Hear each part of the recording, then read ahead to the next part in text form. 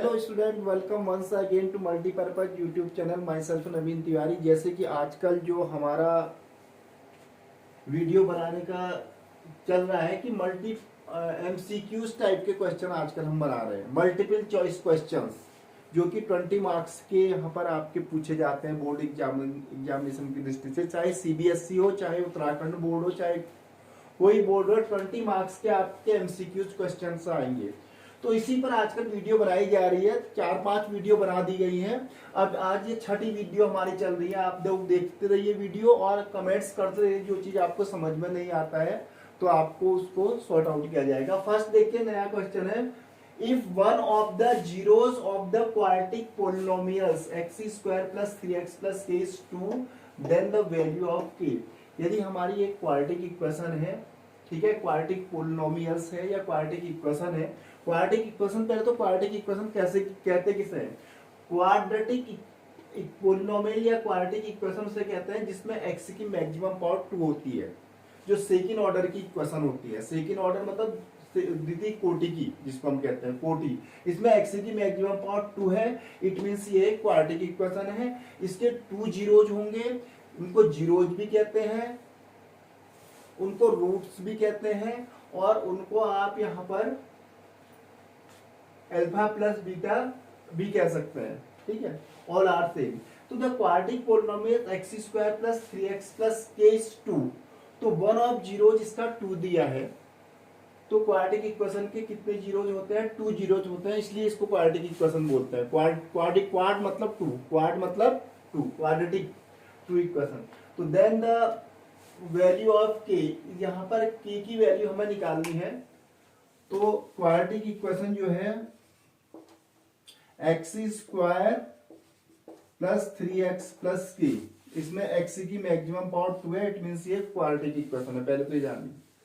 अब इसका एक तो सम ऑफ जीरोज, इसके सपोज 2 जीरोज, यदि अल्फा और बीटा हम ले लें तो सम ऑफ जीरोज क्या कहलाता है? सम ऑफ जीरोज होता है alpha plus beta, and alpha plus beta is equal to होता है -b/a।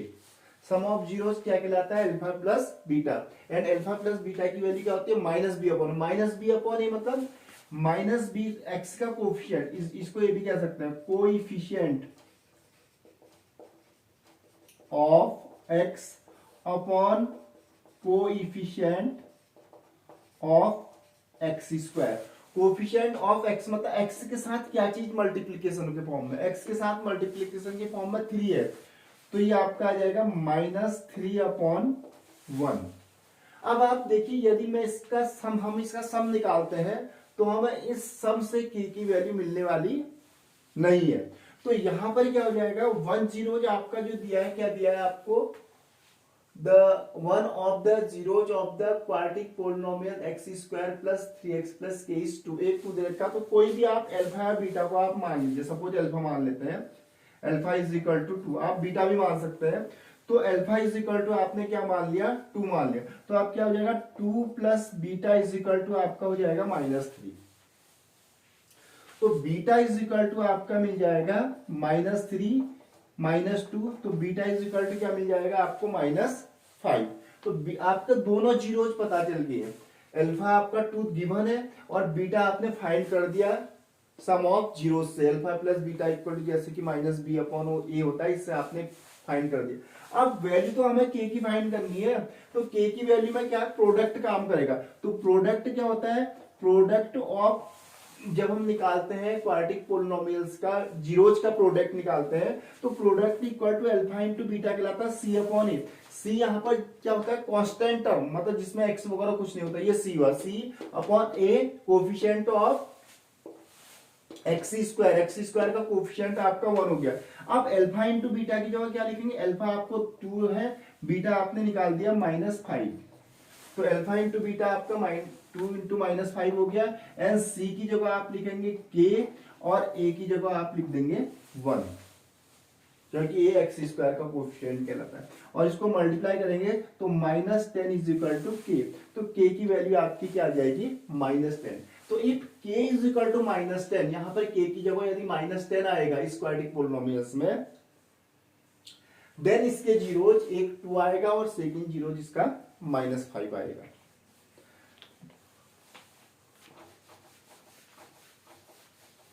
तो ऐसे हम इसको सॉल्व कर सकते हैं। दूसरा आप देखिए यहां पर सेकंड क्वेश्चन है the total numbers of factor of A prime number. Prime numbers की कितने फैक्टर होते हैं? सबसे पहले इसके लिए प्राइम नंबर को जानना जरूरी है। प्राइम नंबर्स ऐसे नंबर प्राइम नंबर कहलाते हैं जिनके फैक्टर या तो 1 होता है या खुद स्वयं होता है, उसके अलावा कोई अदर फैक्टर उसका नहीं होता है। मतलब किसी भी प्राइम नंबर के केवल 2 ही फैक्टर होते हैं। सपोज प्राइम नंबर में ये आपके आएंगे, जैसे आपने फर्स्ट प्राइम नंबर ले लिए 2, 5, 7, 8, 9, 11, सपोज ये प्राइम नंबर है। तो यहां पर मैं कहूंगा 2 का फैक्टर क्या है? आप कहेंगे 1 into 2, तो 2 फैक्टर इसके हुए, एक तो 1 हुआ, एक खुद अपने आप में हुआ। 5 के फैक्टर क्या हो जाएंगे? 1 into 5। 7 के फैक्टर क्या हो जाएंगे? 1 into 7। 11 के फैक्टर क्या हो जाएंगे? 1 into 11। These all numbers are prime number, so it's 2 factor only. तो प्राइम नंबर के कितने हो सकते हैं? केवल 2 ही फैक्टर हो सकते हैं। वो क्या क्या हो सकते हैं? एक तो 1 तो सबका ही फैक्टर होता है, और एक जो नंबर भी प्राइम नंबर है वही उसका फैक्टर कहलाता है। तो 2 नंबर प्राइम नंबर के 2 फैक्टर होते हैं। जिसके 2 से अधिक फैक्टर होते हैं उसको क्या कहते हैं? 2 से अधिक जिसके फैक्टर होते हैं वो नंबर कंपोजिट नंबर कहलाते हैं। ठीक है, तो ये भी मैंने बता दिया, 2 से अधिक फैक्टर वाला कंपोजिट नंबर। ओनली 2 फैक्टर जिसके होते हैं, एक 1 और एक स्वयं देमसेल्फ, इज कॉल्ड प्राइम। तो इसके यहाँ पे कितने फैक्टर हो जाएंगे? 2। तो सी ऑप्शन इज करेक्ट। इसका करेक्ट ऑप्शन हो जाएगा आपका सी, क्योंकि किसी भी प्राइम नंबर के 2 ही फैक्टर पॉसिबल हैं, एक 1 और एक खुद ही अपने आप में, अपना आप जो है वही होता है, इटसेल्फ। थर्ड क्वेश्चन है the quadratic polynomials the sum of whose zeros is -5 and their product is 6।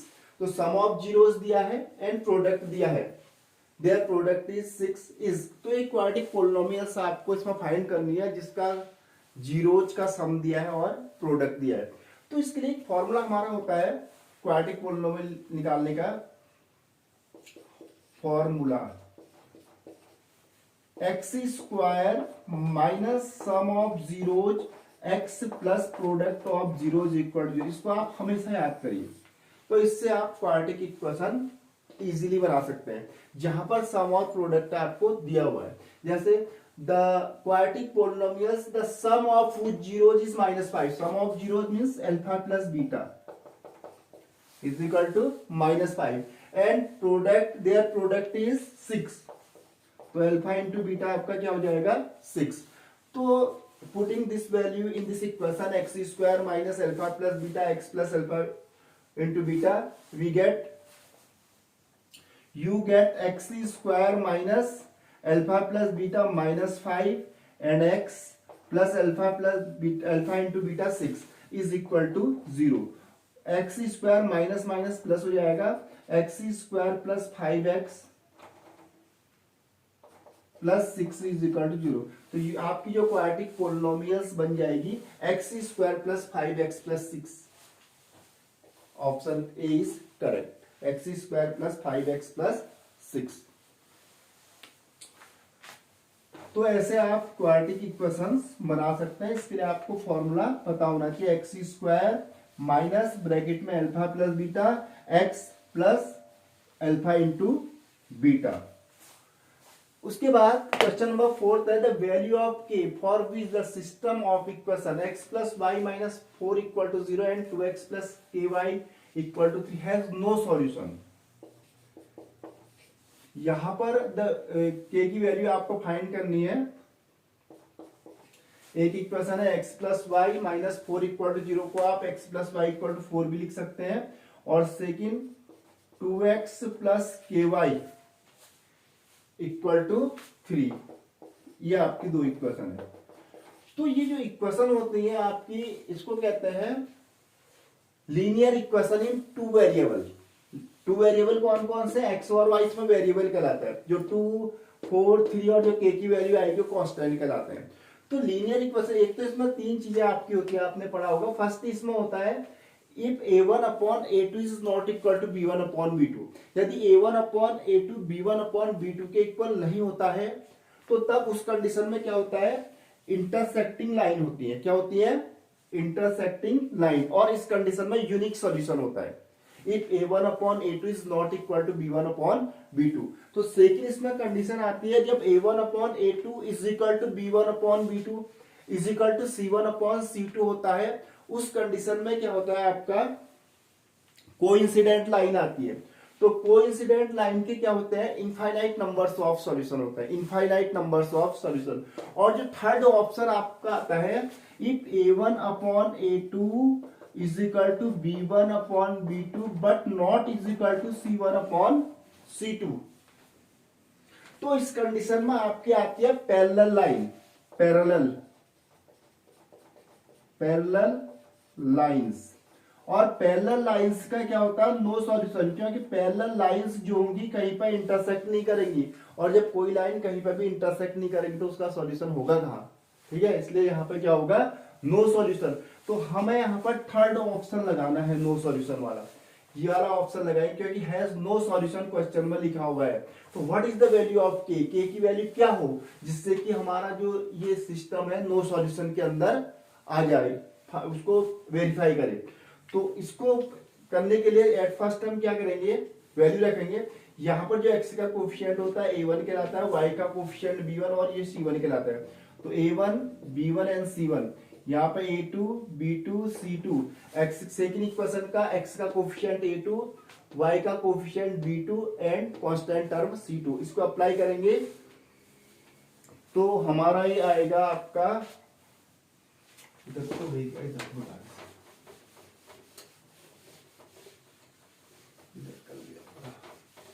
तो हमारा ये आ जाएगा आपका a1 upon a2, a1 coefficient 1 upon 2 is equal to b1 upon b2 1 upon k is not equal to c1 upon c2, c1 आपका आ जाएगा 4 upon 3।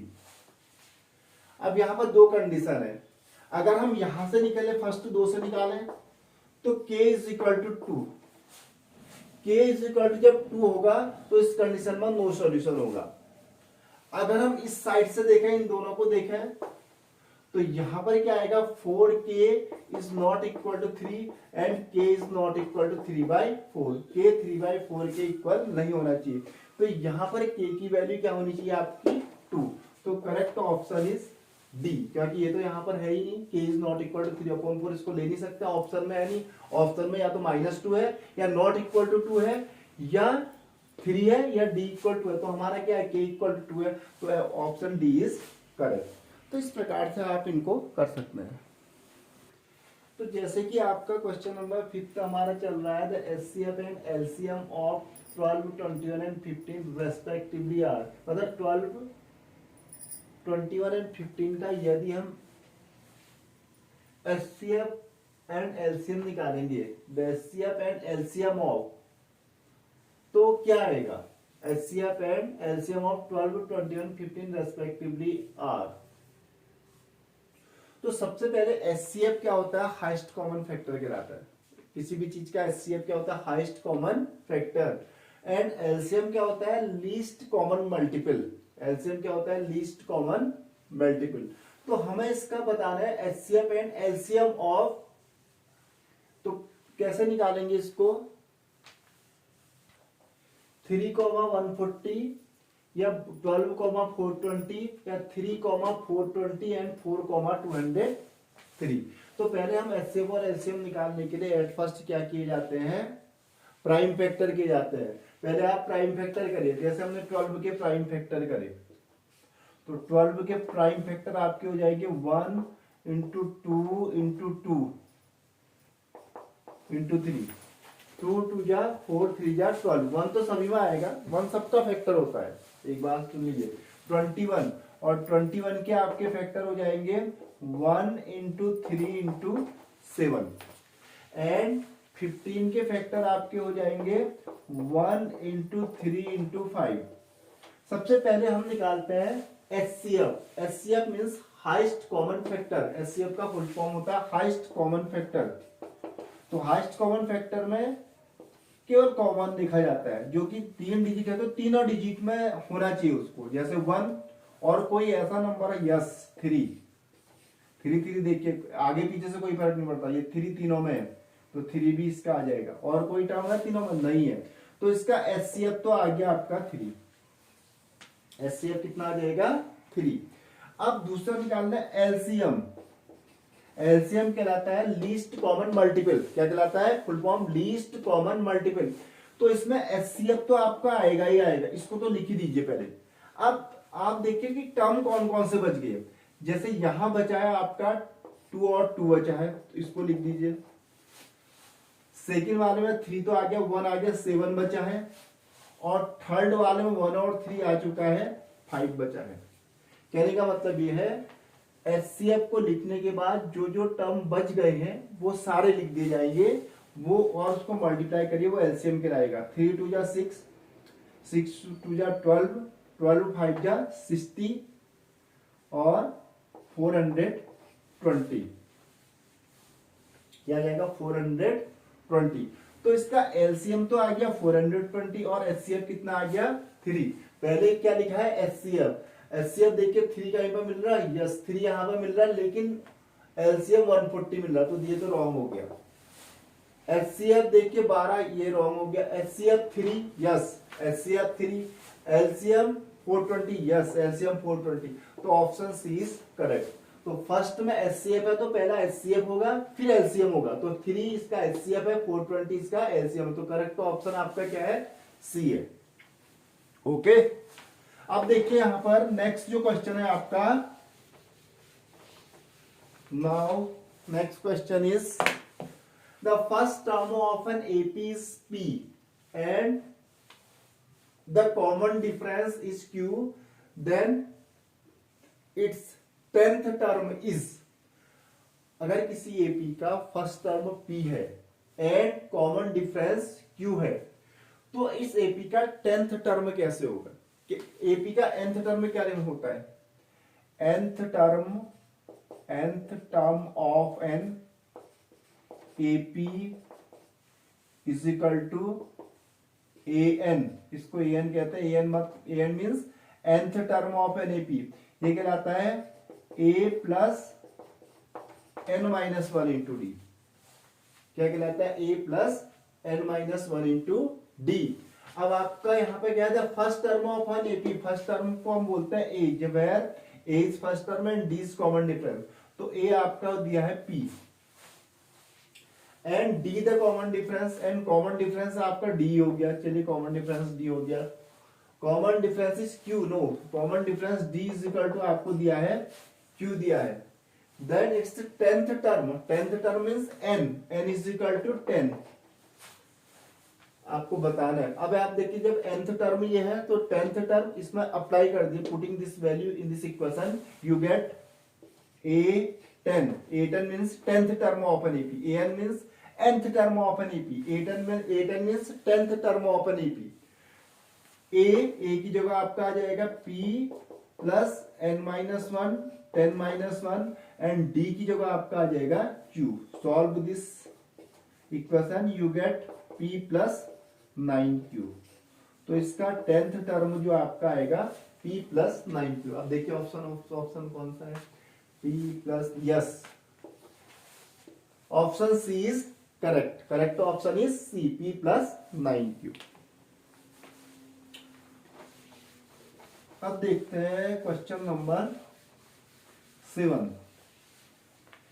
Now question number 7. The value of x for which 2x, x plus 10 and 3x plus 2 are the 3 consecutive। consecutive मतलब एक के बाद एक, जैसे 10, 11, 12, 20, 21, 22, 50, 51, 53। ऐसे जो नंबर होते हैं एक सीक्वेंस में वो consecutive नंबर कहलाते हैं। जैसे x, x plus 1, x plus 2, ठीक है, a plus 1, a plus 2, 10, 11, 12, ठीक है, 101, 102, 103। एक सीक्वेंस में जो एक एक ऐड करने पर जाता है उनको कहते हैं कंसेक्यूटिव, क्रमागत संख्याएं, जिसको हम बोलते हैं हिंदी में क्रमागत। ठीक है, तो the value of x for which 2x, x plus 10 and 3x plus 10 2 are the 3 consecutive term of an AP is 6 -6 18 and -18। तो वैल्यू ऑफ x बताना है आपको, for which 2x x plus 10 and 3x are the 3 consecutive term of an AP। ये AP के term है। These are the term of AP 2x x plus 10 and 3x plus 2। ठीक है, ये आपके क्या है, आर इन एन एपी, ये एपी में है। अगर सपोज दैट ये नंबर्स एपी में है, एपी में क्या होता है, second term minus first term equal third term minus second term, common difference same होता है। अगर ये टर्म एपी में है अकॉर्डिंग टू क्वेश्चन वाला बोल रहा है, तो x प्लस 10 माइनस 2x, अगर मैं इसमें से इसको माइनस करूं इज इक्वल टू होगा, इसमें से इसको माइनस करके सेम आएगा 3x plus 2 minus x plus 10। जब देखिए, जब दो टर्म होंगे वहां पर ब्रैकेट लगाना बहुत जरूरी होगा, क्योंकि ब्रैकेट में अंदर मल्टीप्लाई किया जाता है। ठीक है, आप बच्चे सीधे लिख देते हैं तो रॉन्ग हो जाएगा, गलत। ठीक है, उसमें ब्रैकेट लगा के मल्टीप्लाई करके करना होता है। तो x में से 2x माइनस करेंगे तो आपका आएगा 10 माइनस एक्स। 10 तो ऐसी, x में से 2x ग्रेटर साइन आता है वैसे भी। तो 3x plus 2 minus x minus 10, पहले आपका ये बन जाएगा। अब आप नेक्स्ट में 10 minus X is equal to 3x में से x 2x एंड 2 माइनस 10 हो जाएगा आपका माइनस 8। 8 को इधर ले आए, 10 प्लस 8 और ये x उधर चले जाएगा 2x प्लस x, तो 18 is equal to 3x and x is equal to 18 divided by 3, तो x इज इक्वल टू 6। तो the value of x is equal to 6। तो करेक्ट ऑप्शन ही ए ऑप्शन है आपका, करेक्ट हो जाएगा।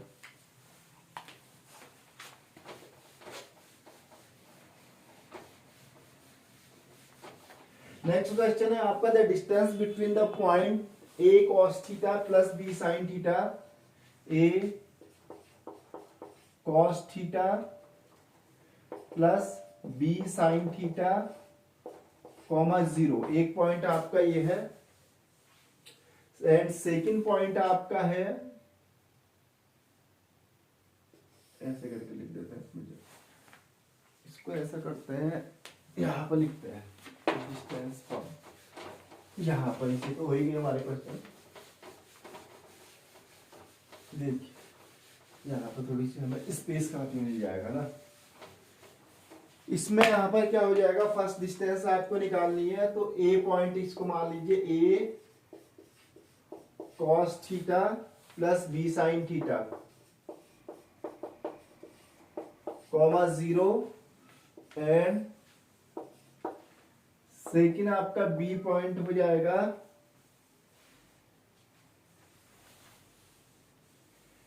0 कॉमा a sin थीटा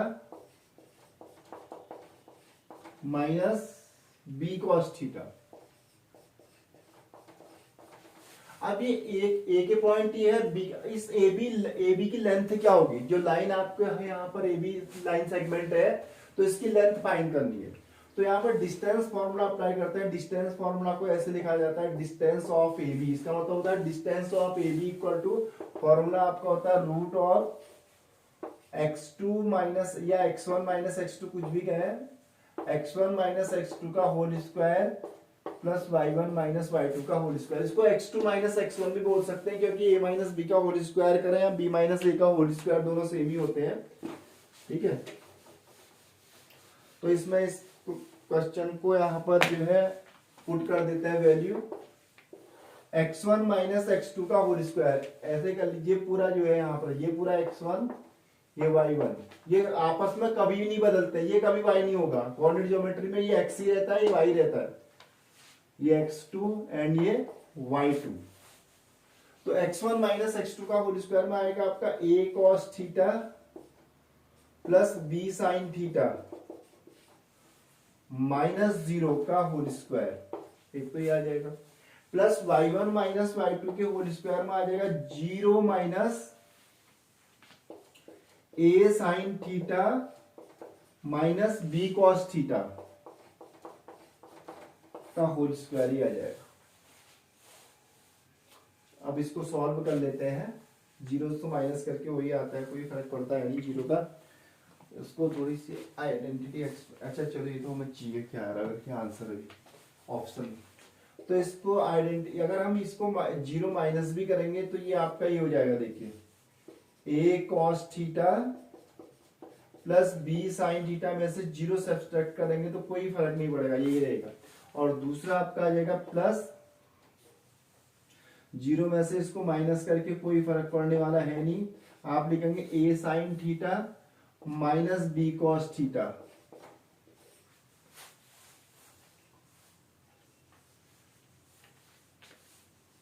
का whole square, ये आ जाएगा आपका। ऐसे करके ये होल स्क्वायर ऐसे आएगा। बट यहां आप जीरो से जब इसको माइनस करेंगे ना, माइनस, तो इसमें थोड़ी सी परिवर्तन आएगा, ये माइनस a साइन थीटा हो जाएगा और ये प्लस हो जाएगा, minus a sine theta plus b cos theta बन जाएगा। अब देखिए इसको एक्सपेंड कर लेते हैं, ऊपर एक्सपेंड करते हैं,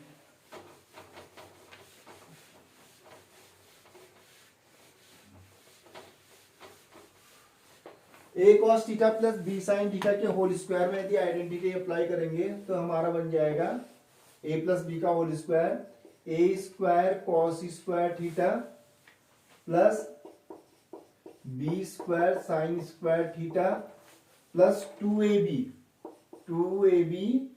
sign theta cos theta.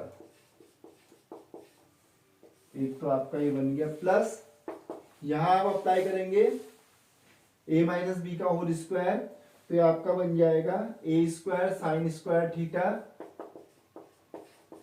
Plus b square cos square theta minus 2ab sine theta cos theta.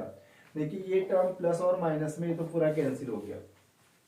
अब आप a स्क्वायर वाले को साथ लिख लो, a स्क्वायर वाला यदि साथ लिखा जाए तो a स्क्वायर कॉमन आ जाएगा, अंदर आपका बच जाएगा sine square theta plus cos square theta, और b स्क्वायर को यदि साथ लिखेंगे तो ये भी आपका हो जाएगा sine square theta plus cos square theta. तो पूरा होल आपका क्या आ गया, a square sine square theta plus cos square theta की वैल्यू होती है 1 from trigonometry and b square, तो root a square plus b square. Correct option is C, तो इसका करेक्ट ऑप्शन आ जाएगा सी। तो मल्टीपल चॉइस क्वेश्चन का थोड़ी सी बड़ा क्वेश्चन था, ऐसा कुछ नहीं है लेकिन आसान बहुत था। ओके, देखते रहिए इनको, सीखते रहिए। Thanks for watching.